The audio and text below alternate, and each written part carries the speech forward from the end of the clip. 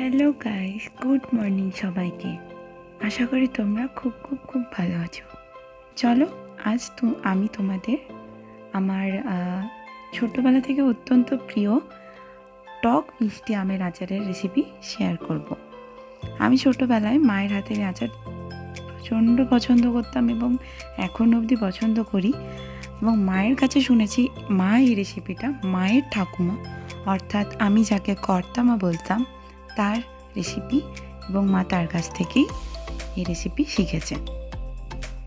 তো প্রথমে পরিমাণ মতো আম নিয়ে মা এখানে 3 কেজি আম নিয়েছে, এবং আমগুলি হালকা হাতে খোসা ছাড়িয়ে, পুরোপুরি ছাড়াবে না, আমের আচারের টক মিষ্টি আমের আচারের জন্য আমের খোসা হালকা হালকা ছাড়াতে হয়।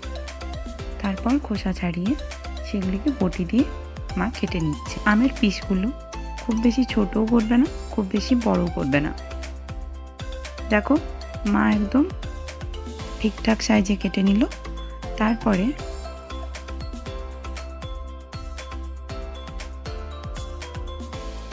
কড়াইয়ে পরিমাণ মতো সর্ষের তেল দিয়ে, তেলটা যখন গরম হয়ে যাবে তখন মা 5 ফোড়ন এবং লাল শুকনো লঙ্কা ফোড়ন দিল।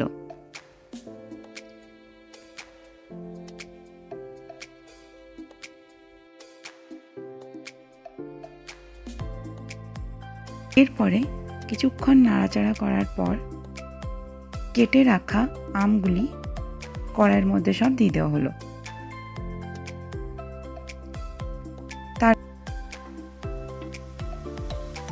তারপরে ভালো করে আমগুলি ভেজে নেওয়া হলো। দেখো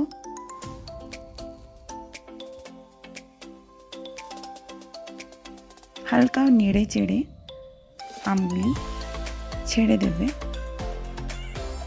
ঠিক যখন আমের রং হালকা হালকা হলুদ ভাব আসবে, নুন পরিমাণ মতো নুন,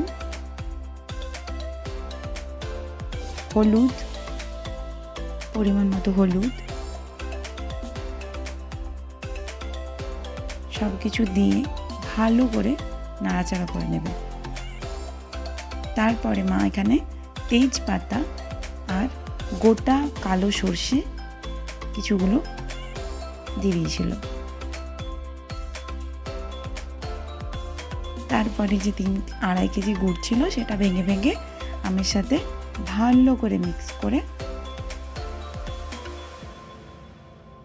একটু জল দিয়ে দিল, সামান্য মতো, খুব বেশি জল কিন্তু তোমরা দেবে না। নাড়াচাড়া করে কিছুক্ষণ রেখে দিও।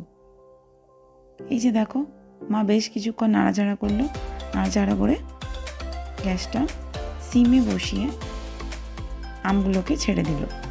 দেখো গুড় সব ফুটে উঠে গেছে, এবং গুড় থেকে এক্সট্রা বেশি জল কিন্তু তোমরা কেউ দেবে না।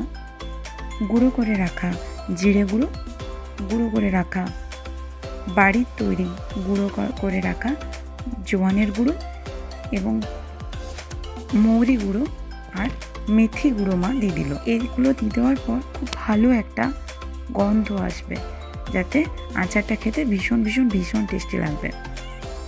রেডি আমাদের